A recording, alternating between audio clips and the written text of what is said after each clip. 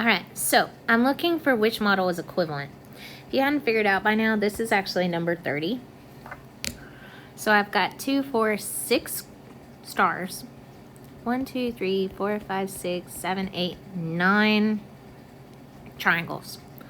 So I'm looking for the one that matches. So if I have 2 stars, that means I can multiply it by 3 to get to 6. But if I have 8 triangles and I multiply that by 3, I don't get 9. That means that's not my answer. If I have 2 stars times 3, I do get 6. 3 triangles times 3, that does give me 9. That means that could be a check. 4 stars, I can't get to 6 easily. Especially not trying to get 14 triangles to 9. That's just kind of hard.